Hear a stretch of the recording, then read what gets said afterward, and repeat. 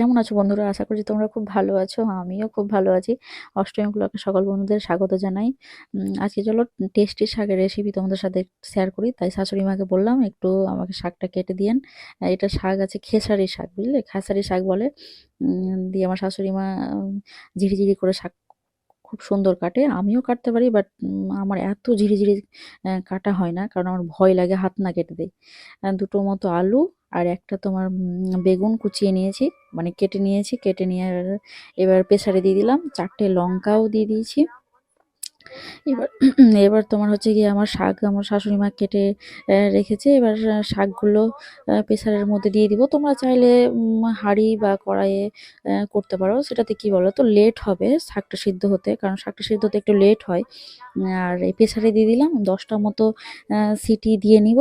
10টা মতো সিটি দিয়ে নিয়ে দিতে গেলে শাকটা ভীষণ সুন্দর সিদ্ধ হয়ে যাবে। দেখো পরিমাণ মতো লবণ দিয়ে দিয়েছি, তারপর পরিমাণ মতো তোমার হলুদ দিয়ে দিয়েছি, তারপর এবার পরিমাণ মতো জল দিয়ে দিলাম।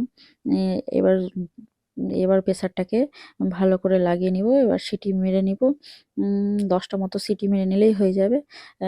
এক সাইডে আমি কড়াইয়ে তেলও চাপিয়ে দিয়েছি। এবার দেখো শাকটা মোটামুটি 7 মিনিটের মতো এরম করে ঘাঁটতে হবে। ঘুটনি দিয়ে বেশ ভালো করে আলু আর তোমার হচ্ছে গিয়ে বেগুন শাকটাকে ভালো মতো করে মিশিয়ে নিতে হবে।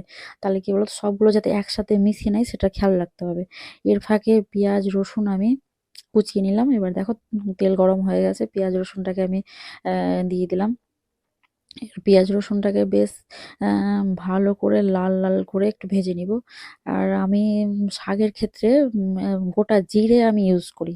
তাহলে কি বলতো, গোটা জিরাটা এই মোটামুটি পেঁয়াজ রসুন একটু লাল লাল হয়ে যাবে, তারপর গোটা জিরাটা দিই এই জন্যই যে জিরাটা পুড়বে না, কিন্তু ভালো করে ভাজা হয়ে যাবে। এবার যখন শাক খাবো সেই জিরাটা মুখে পড়বে না, ভীষণই সুন্দর লাগবে। উম ভাজা জিরার একটা যা টেস্ট আছে সেটা পাওয়া যাবে। তারপর তুমি দেখো এর ফাঁকে হচ্ছে পেঁয়াজ রসুন আদা জিরা আমি মিক্সিতে দিয়ে ভালো করে পেস্ট করে নিয়েছি। এবার দেখো মশলাটা দিয়ে দিলাম, কারণ যে পেঁয়াজ পুরো ভাজা হয়ে গেছে। মশলাটা দিয়ে নিয়ে এবার একটু মশলাটা যাতে কাঁচা কাঁচা গন্ধ না করে একটু জল দিয়ে দিব মশলাটাতে। জল দিয়ে নিয়ে একটু ভালো করে এবার কষিয়ে নিব মশলাটাকে। যাতে মশলাটা যখন এরম করে নাড়তে হবে, যখন দেখবে যে মশলা থেকে তেল বেরিয়ে এসছে, এই যে দেখো মশলা থেকে তেল বেরিয়ে এসছে, মানে বুঝে নিতে হবে যে আমার মশলা কষানো প্রায় রেডি।